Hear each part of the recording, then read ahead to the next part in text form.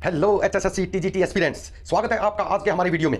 देखिए, इस वीडियो में आप अंत तक बने रहिएगा। 12 तारीख कल है और मैं आपके लिए कल तारीख पर विशेष व नोटिफिकेशन के बारे में बहुत सी बातें आपके सामने लेकर आया हूं और आप अंत तक वीडियो में बने रहिएगा। देखिए, बहुत सी बातों का आपको पता चलेगा। सबसे पहले केस होने के कारण। देखिए, आप ये मत सोचिए कि मैं तो वही बातें बता रहा हूं, नहीं, आप देखिए इस वीडियो में क्या क्या आपको मिलेगा। केस होने के कारण सबसे पहली बात तो है कि नोटिफिकेशन की बहुत सी बातें अनकॉन्स्टिट्यूशनल हैं। ये आपको पता चलना चाहिए कि देखिए, जो नोटिफिकेशन बनाने वाली संस्था है उसको नोटिफिकेशन इस प्रकार से तैयार करना चाहिए कि वो कॉन्स्टिट्यूशन के विरुद्ध ना हो या अंतर विरोध ना रखती हो। ऐसी बात, यानी खुद ही कुछ नोटिफिकेशन बोल रहा है और खुद ही उसके अपोजिट आप जा रहे हैं, ये बात बिल्कुल गलत है। जैसे सबसे पहला फंडा है +5 पॉइंट वाला, ये फंडा सबसे पहला फंडा है।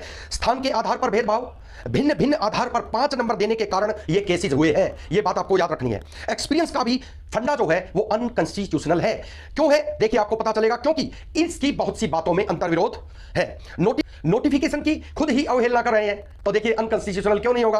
अब कहते हैं, कभी बोलते हैं कि अपलोडेड डॉक्यूमेंट्स को ही आधार बनाया जाएगा, बोलते हैं कि नहीं बोलते, और खुद ही बोलते हैं कि सिलेक्टेड कैंडिडेट्स को डॉक्यूमेंट्स कंप्लीट करने के लिए बुलाया जाएगा, बोला जाएगा। यानी टॉपर सेलेक्ट कर लिए, जो जो बच्चे सेलेक्ट होने वाले नंबर लेकर बैठे हैं उनको सेलेक्ट कर लिया और फिर उसमें देखा कि इतने बच्चे जो हैं उनके डॉक्यूमेंट्स में कोई गलती है, तो उनको बुलाकर उसको चेक किया, सही है तो रख लिया, नहीं तो उसको अलग रख दिया और नीचे से कैंडिडेट और उठा लिया उसकी जगह। इस टाइप से ये रिजल्ट को तैयार कर रहे हैं।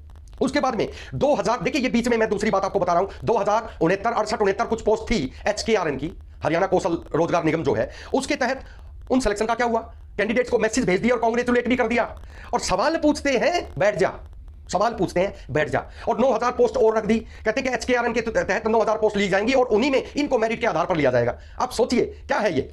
तो ये बात जो है सही नहीं है। खुद आप नोटिफिकेशन तैयार करते हैं और खुद आप सिलेक्शन करते हैं और फिर बाद में मना कर देते हैं, और सवाल कोई पूछता है तो बैठ जा, यानी सवाल का जवाब नहीं, और ऊपर से उल्टे सीधे उनको जवाब दिए जाते हैं लड़कियों को। देखिए, कोर्ट अनकॉन्स्टिट्यूशनल पॉइंट्स पर आगे भी डेट बढ़ाता रहता है, यह बात भी हमें पता होनी चाहिए, जब तक उसको कोई सेटिस्फैक्टरी जवाब ना मिले। ये इस एचएसएससी के सबसे वीक पॉइंट्स हैं, जिसको ये सही तरह से नहीं चला रही। देखिए, मैं आगे बताता हूं कि आगे किस तरह से इनको चलना पड़ेगा या चल सकते हैं। देखिए, सबसे बड़ा पॉइंट जो 12 तारीख यानी कल पर पॉइंट्स खड़े करता है वो क्या है। देखिए, अगर एचएसएससी जवाब देता है कि नोटिफिकेशन में यह बात पहले से ही मेंशन है कि केवल एक्सपीरियंस्ड कैंडिडेट वो जो हरियाणा विद्यालय यानी हरियाणा स्कूल्स में जो पढ़ा रहे हैं, यानी हरियाणा बोर्ड के तहत या और किसी बोर्ड के तहत नहीं, हरियाणा स्कूल में केवल पढ़ा रहे हैं, हरियाणा एजुकेशन बोर्ड के तहत, आप समझ सकते हैं। वहां सीबीएसई वाले हैं, वो उनकी कोई वो नहीं है, या कोई अदर स्टेट का है उसकी कोई वैल्यू नहीं है, उसको हम नहीं मानेंगे, या Navodaya Vidyalaya, central school, CBSE, यानी किसी को हम नहीं मानेंगे। क्या ये अनकॉन्स्टिट्यूशनल नहीं है?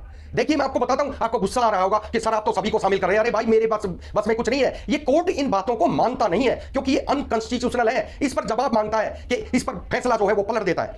अब अगर एचएसएससी ये जवाब देता है 12 तारीख को, अपने जवाब में ये पेश करता है, तो इसको कोर्ट जो है इस पर सवाल उठाएगा। एक्सपीरियंस कैंडिडेट की काउंटिंग क्या है, ऐसा पूछा जा सकता है कि एक्सपीरियंस जो कैंडिडेट है उनकी काउंटिंग हमें बताइए।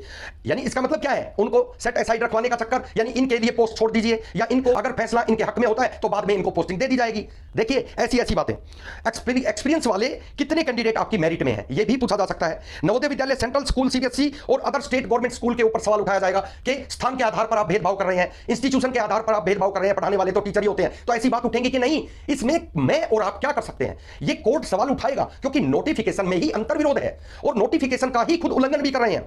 अगर एचएससी ये जवाब देता है जैसा कोर्ट आदेश दे, अगर एचएसएससी कहता है कि ठीक है, अगर आप ये मानते हैं कि यह हमसे गलती हुई है और ऐसा नहीं होना चाहिए, तो आप जो आदेश दें वो आपका फैसला जो है वो हम मानने के लिए मानेंगे, वो तो मजबूरी है। एक्सपीरियंस पर बहस पक्के तौर पे होगी।